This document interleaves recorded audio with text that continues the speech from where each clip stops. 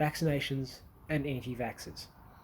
Vaccinations are life-saving injections that turn deadly diseases into preventable and mild sicknesses. Thanks to vaccinations, smallpox have been eradicated, and many others like TB, measles, and mumps have become almost extinct in the West. But now, thanks to a growing group of radicals, herd immunity is threatened, meaning that dangerous diseases could be brought back from the brink of extinction. As a society, we must have total and universal acceptance of vaccinations as a mandatory and life-saving treatment. Parents everywhere must look at the facts and accept vaccines not just for their children, but their children's children. Before we can talk about why they are so good, we must understand what it is they do. Your immune system is a complex army comprised of millions of cells, soldiers, intelligence, and weapons factories. We are constantly being attacked by bacteria, viruses, and other assailants. Most of the time, your soldier cells deal with them. But when an infection gets particularly serious, the intelligence cells are triggered. They order your weapons factories to begin production. They order your weapons factories to begin production. You know the weapons, antibodies. They act like targeted missiles specifically for this invader. However, this process can take several days, giving the infection time to do damage. Since your bodies don't want to fight tough wars over and over, it creates memory cells, which just sit there, waiting for the infection to return. And when it does, the cell awakens and makes the specific antibodies required to destroy the virus, meaning that most things that make you sick won't ever make you sick again. Think of vaccinations like a practice test. They prepare your body for the real deal by injecting you with a weakened or dead version of the disease. As a society, we must not stand idly by while children get sick and possibly die. We are too tolerant and accepting of people's opinions. When lives are on the line, opinions don't matter. One of the first arguments used by anti-vaxxers is we don't need vaccination anymore because no one gets measles, mumps, or rubella, which is just wrong. In 2019, there were almost 800,000 cases of measles worldwide. This is up from 353,000 in 2018. This is a worrying trend. It's over a doubling in cases. This data is from the World Health Organization, so yes, it is reliable. You can see that measles, like many other sicknesses, are not extinct, not even close. Over 190,000 of the people who caught it died. That's equivalent to 3.5 Suncorp stadiums full of people losing their lives. It's hard dying. It's from a preventable disease. These are real people losing their real lives and leaving real families behind. It's hard to quantify just how many people this is. 190,000. Just let that sink in. All because some people are too ignorant to understand the magic that is vaccinations. And we let it happen. So none of these diseases are extinct. They are very real and killing unquantifiable amounts of very real people. Side effects.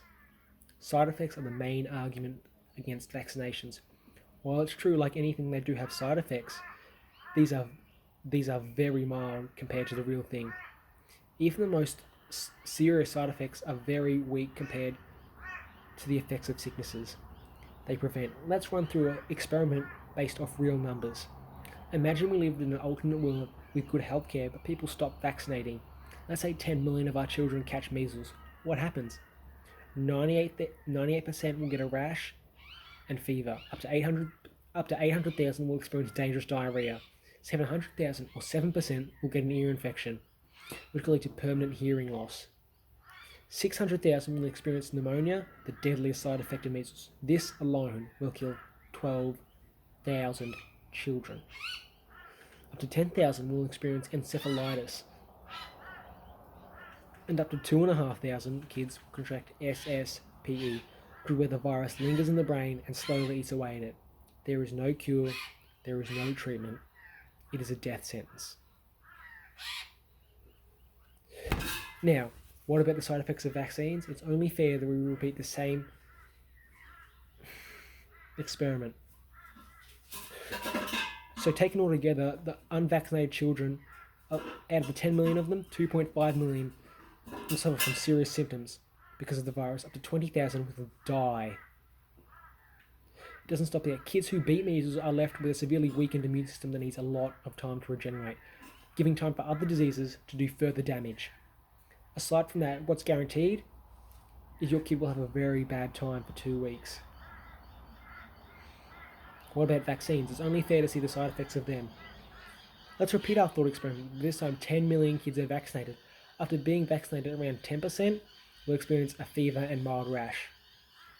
Around 0.001% will experience an allergic reaction. Up to 10 boys, or 0.0001%, will experience mild genitalia inflammation. So we vaccinated 10 million children. Around 120 experience somewhat serious side effects. And all will survive thanks to modern medicine, and all will fully recover. What about autism? The link between autism and vaccines stems from one study that has been disproven countless times. But in 2020, it's safe to say that vaccines do not cause autism. In conclusion, it's hard to say if even a single one of our 10 million vaccinated children died. After scouring the internet, ignoring self-reporting, no confirmed deaths can be found. Out of all the hundreds of millions of measles vaccines administered, there is no deaths. But measles deaths, there are in the many, many thousands per year. Measles are thousands of times more dangerous for your child than the absolute worst case vaccination side effects. You must search with a very large magnifying glass to find traces of cases where vaccinations have killed children, while measles deaths are very real and very easy to find. We are too tolerant as a society of these anti-vaxxers. You can compare vaccines to seatbelts. Sure, there are freak accidents where people get hurt by seatbelts, but you still put one on your kid because they do more good than harm. Wait a second. What if your kid has an allergic reaction? What if none of the things we've said here apply to you? Then you should become the biggest and greatest vaccination promoter of them all, because only herd immunity can save your child. The problem with the debate about vaccinations is not fought on a level playing field.